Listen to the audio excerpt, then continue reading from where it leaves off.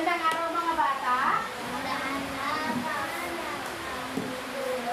Ayan, magsiupo ang lahat. Kumusta kayo? Okay lang po. Mabuti kung ganon. Ngayon nanyayahan ko ang lahat para magsitayo para sa ating maiksing panalangin. So inanyayahan ko si Gian dito sa harap para siya manguna sa ating panalangin. Maraming salamat po. Maraming salamat po sa araw na ito. Sana po mabigyan niyo po kami ng bless para sa araw na ito. So, sa klase ito, sa paaralan na ito. Lord God, sana po matutunan namin ng maigi ang tuturan ng aming guro. In Jesus' name, amen. Yan, amen. So ngayon, may lumiban ba sa klase? Wala. Mabuti kung ganon. Meron ba akong ibinigay ng takdang aralin kahapon?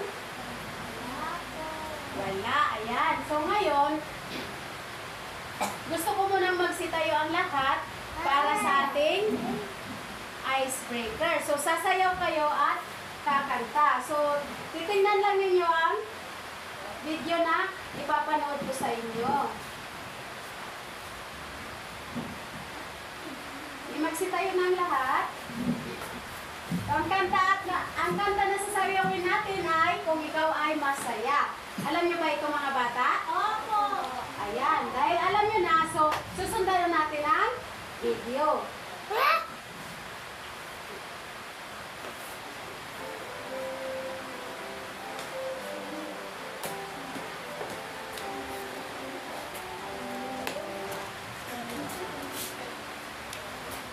Masayaw. Ha! Ha! Lakasan. Tawa ka! Ha! Ha! Ikaw ay masaya, buhay mo ay sisira. Kung ikaw ay masaya, tumawa ka. Ha! Ha! Masaya. Kung ikaw ay masaya, tumawa ka. Kung ikaw ay masaya, buhay mo ay sisira.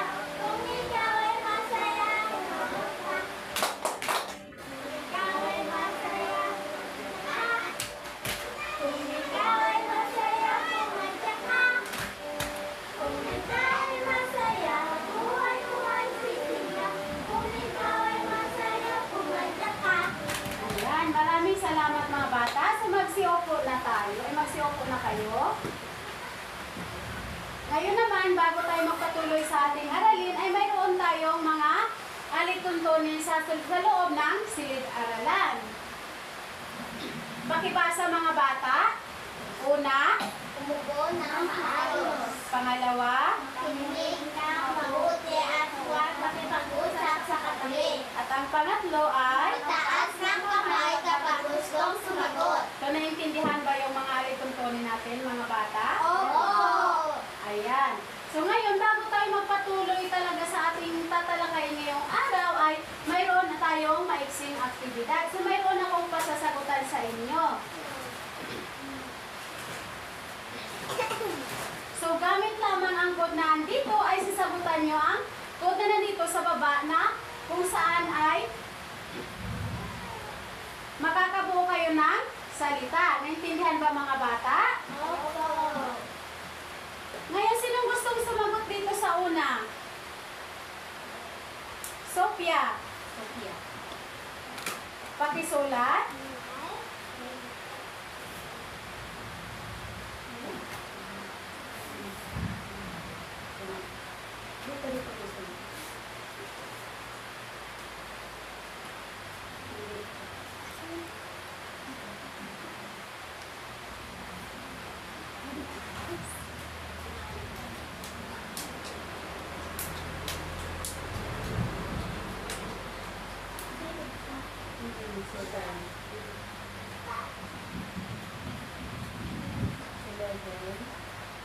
Letter A.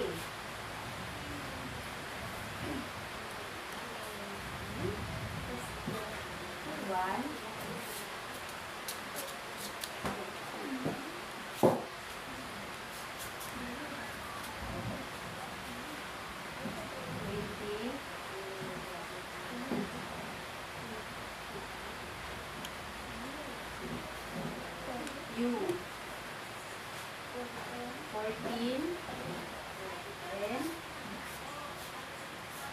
15. And number 7. Ayan. So, sa pangalawa naman, sino gustong sumagot sa pangalawa? Gian.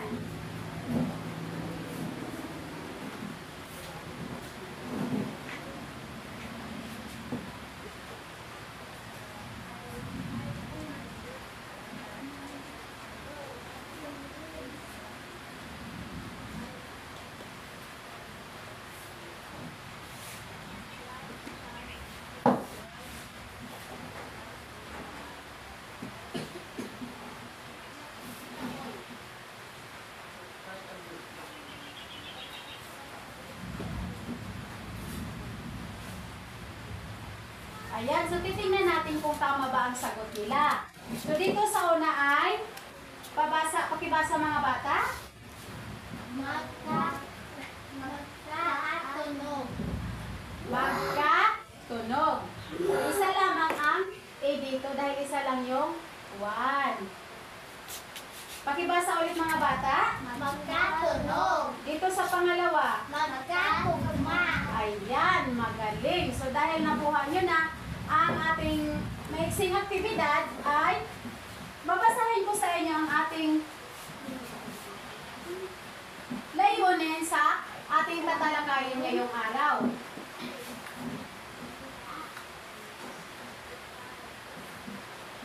Ngayon mga bata, ano ang una nating layunin?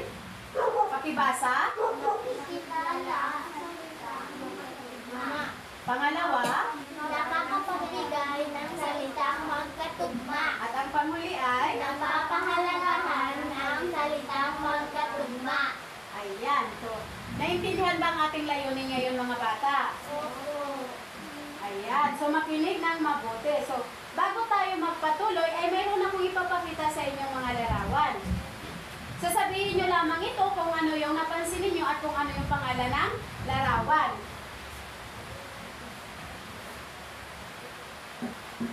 Dito sa una ay Kahon. kahon at dahon. Dito naman sa pangalawa ay Aso. Baso. aso at baso. At ang panghuli ay Bahay at tulay. bahay at tulay. Ngayon mga bata, ano ang napansin ninyo sa mga larawang ito? Magkatugma. Magkatunog at magkatugma. Magkatunog at magkatugma yung pangalan, ngunit magkaiba yung kahulugan. Ngayon mga bata, ano kaya sa tingin ninyo ang pag-aaralan natin ngayong araw? Ayan, magaling. So mayroon na kayong idea kung ano yung pag-aaralan natin ngayong araw. So ang tatalakayin natin ngayong araw ay tungkol sa mga salitang magkatugma. Pakibasa nga ulit. Salitang magkatugma. So ano kaya ang mga salitang magkatugma? Mayroon ba kayong ideya kung ano ang mga ito? Yes, Jewel. Ang huling dalawang letra ay magkaparehas. Magaling. So bigyan naman natin ng palakpak si Jewel. Ayan. So ngayon, dahil mayroon na kayong ideya sa mga salitang magkatugma, at tama ang sinabi ni Jewel. Ang salitang magkatugma ay dalawang salita na kung saan ay parehas lamang ang una at hulihang katinig o patinig, ngunit magkaiba ito ng kahulugan. At ito ay parehas ang mga tunog sa unahan o sa dulo. So dahil naintindihan nyo na at may ideya na kayo sa mga salitang magkatugma, sino ang gustong magbigay ng mga halimbawa? Gian. Salamin, hangin. Ayan, magaling. Salamin at hangin. Ito ba ay magkatunog ang hulihan? Oo. Magaling. At ikaw naman, Jewel. Buhay at suklay. Ayan, so magaling, Jewel. May buhay at suklay. Ikaw kaya, Sophia, makakapagbigay ka ba ng halimbawa ng tungkol sa mga salitang magkatugma? Baso bola. Ayan. Baso at? Magkatunog ba ang baso at bola? Hindi po. Ayan, so sinong gustong makakatulong kay Sophia? Jewel? Kahon at dahon.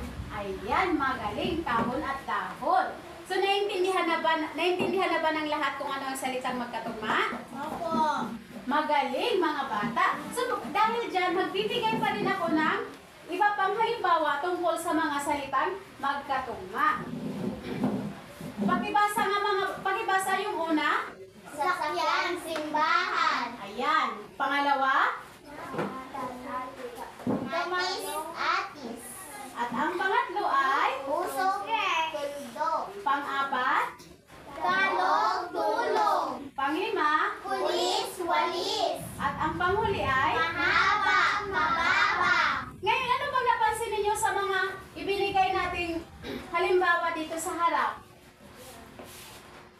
Sila ay Magkakatunog. magkatugma at magkakatunog. Ayan, magaling mga bata. Ngayon, sino pa ang gusto mayroon pa ba kayong mga ibang halimbawa na alam na magkatunog ang hulihan? Sophia. Mais at walis. Ayan, magaling. So, bigyan natin ng 3 palakpak si Sophia. 1, 2, 3. Ayan. So, naiintindihan na ba ang mga salitang magkatugma mga bata? Opo. Ayan, dahil dyan, magkakaroon tayo ng pangkatang gawain. Ang unang pangkat ay gumuhit ng 2 pares na larawan na magkatugma ang pangalan. Pakibasa nga ulit mga bata. Gumuhit ng 2 pares na larawan na magkatugma ang pangalan. At ang ikalawang pangkat naman ay Pagtambalin ng guhit ang bawat salitang magkatugma sa hanay A at hanay B. ayan.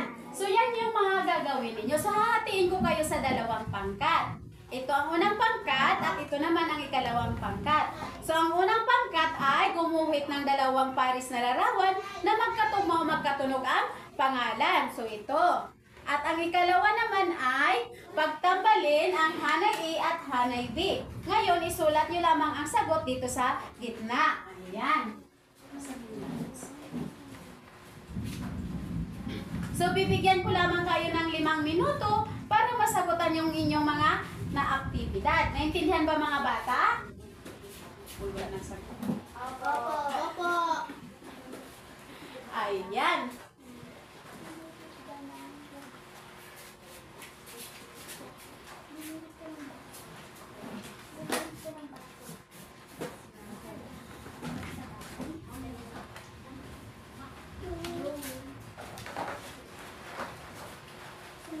Gumuhit. Ikaw na. Parang mo.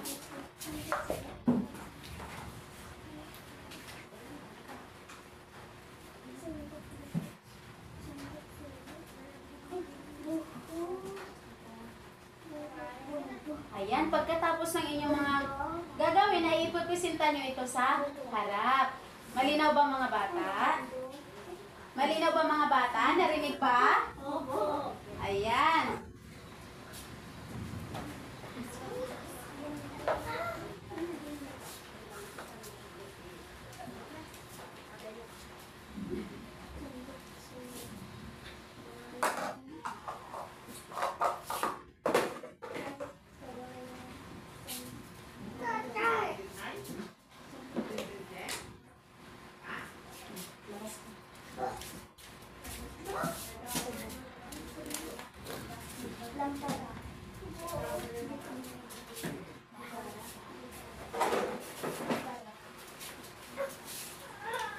Ayan, sinong tapos na? Okay, tapos na ang ikalawang pangkat. So, sinong gusto magpresenta dito sa harap? At basahin ang inyong ginawa. Sige, Gian, pakibasa. Bata, lata. Buhok, bulok. Sandok, sulok. Kawayan, sampayan. Gitara, lampara. Ayan, magaling. So, bigyan naman natin ng 3 palakpak. Ang galing-galing clap ang group 2. Alam ba ninyo yun, ang galing-galing clap? Opo. Ayan, dahil marunong na kayo, sige, gawin natin. Magsitayo ang lahat. Okay. 1, 2, 3. 1, 2, 3. 1, 2, 3. Ang galing-galing. Ayan, so magsiupo. Ang unang pangkat naman. Pakipresenta ang inyong ginawa dito sa harap. Sige, pakibasa. Iyan. Ang inyong ginawa ay? Baso, baso.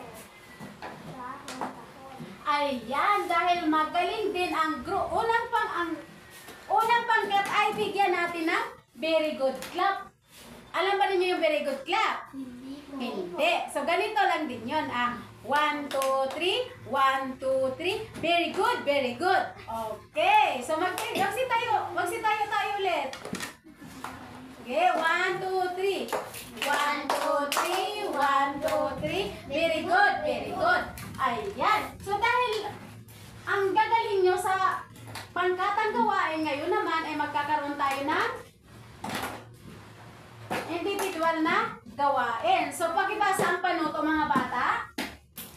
Lumuha si Nora. Panuto. Panuto. Piliin sa ang salita na magkatugma ng salita may salungguhit. Naintindihan ba mga bata? Opo! Ano yung pipiliin sa panaklong? Yung salita ko. Yung may salitan? Salungguhit na katugma nung may salungguhit. Ngayon, bibigyan ko kayo ng papel dito para sagutan iyan.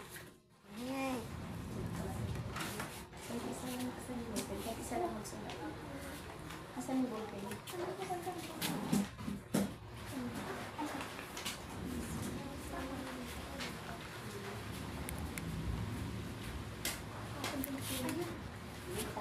Tapos na ba mga bata? Tapos na ba? Opo. So ngayon, sasagutan natin ang ating individual na gawain. Sino ang gustong sumagot sa una? Jewel. Pakibasa? Lumuha si Nora nang mawala ang kanyang pitaka. Ano kaya ang katugma ng salitang lumuha? Lumawa. Lumuwa o bumuka? Lumuwa. Ayan, lumuwa. Ngayon naman, ang ikalawa ay pakibasa, Sophia.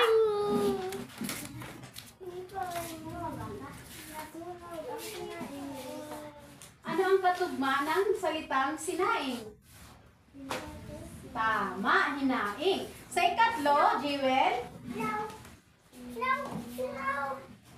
Maraming agyo ang lumang bahay ni Lancer. Ito ba ay saliw o kaliwa? Saliw. Ayan, magaling, Jewel. So, ang pang-apat, iyan.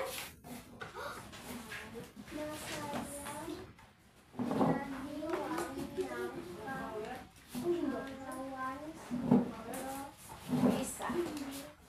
Ayan. Ano kaya ang katugma ng kaarawan? Larawan o orasan? Ayan, magaling, larawan. At ang panghuli ay, pakibasa ulit, Gian. Madalas ako nakikinig ng balita sa Radio. radyo. Ano kaya ang katunog ng radyo? Lindol o bagyo? Bagyo. Ayan, magaling mga bata. Ngayon mga bata, bilang mag-aaral, mahalaga bang pag-aralan natin ang mga salitang magkatugma? Opo! Bakit ito mahalaga? Sino gustong sumagot? Bakit mahalaga natin pag-aralan ng mga salitang magkatugma? Jewel? Para alam natin yung pag-aaralan ngayon. Mayroon bang gustong tumulong kay Jewel? Ikaw, Sophia? Ikaw, Gian? Para malaman lahat ng itatanong. Ayan. So, dahil dyan ay, kaya mahalagang pag-aralan natin ang mga salitang magkatugma dahil malaki ang ambag nito kung sakali na ikaw ay sumulat ng tula or kanta. Dahil dyan, mas madali kapag gumawa ka ng mga kanta or tula ay mas madali siyang kabisaduhin kapag mayroong mga salitang magkatugma. Ayan, naiintindihan ba mga bata? Opo! Ngayon mga bata, ano ulit ang pinag-aralan natin ngayong araw? Ito ay ang mga salitang Magkatugma. Ayan, magaling. Magbigay na kayo ng 3 halimbawa ng mga salitang magkatugma. Sophia. Gian? Okay, Jewel? Dahon at kahon. Dahon at kahon. Ikaw nga, Gian? Baso, lasa. Baso at laso. O sige, Jewel, ikaw? Buhay at sukulay. Buhay at suklay. Magaling. Yan mga bata, magkakaroon na tayo ng pagsusulit. Kung may naiintindihan ba kayo sa ating talakayan ngayong araw. Ngayon, ayan, basahin ang panuto. Lagyan ng masayang mukha ang kahon. Ibinigay Lakasan? na pares. Pakilakasan. Ano to? Lagyan ng masayang mukha ang kahon kung ang ibinigay na pares ng salita o larawan ay magkasintunog at malungkot na mukha naman kung hindi. Ayan, so naintindihan ba mga bata? Opo! Ayan, so isagutan nyo dyan sa inyong papel. Kung itong ang salita ay magkatunog, iguhit nyo lamang ang masayang mukha. At kung ito naman ay hindi magkatunog, ay malungkot na mukha. So bigyan ko lamang kayo ng 5 minuto para matapos ang gawain. Naintindihan ba mga bata? Ayan.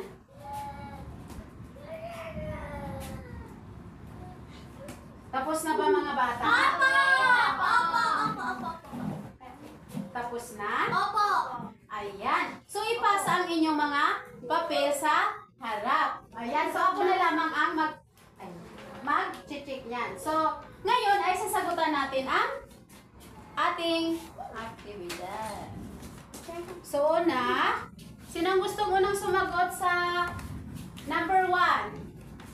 Sophia. Yeah.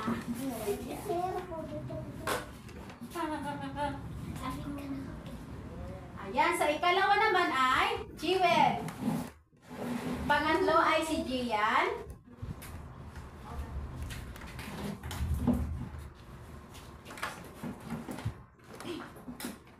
At ang pang-apat ay si Ian.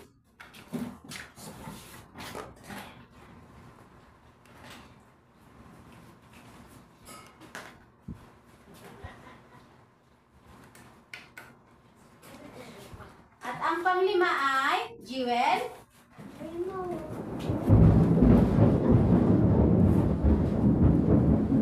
Ayan. So, i-check natin kung tama bang inyong mga sagot. Una, pagong at gulong. Magkatunog ba ito? Opo!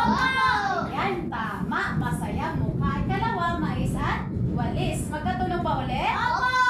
Ayan. At ang pangatlo ay mata at buto. Ito ba ay masayang mukha o malungkot na mukha? Malungkot! Malungkot. Tama.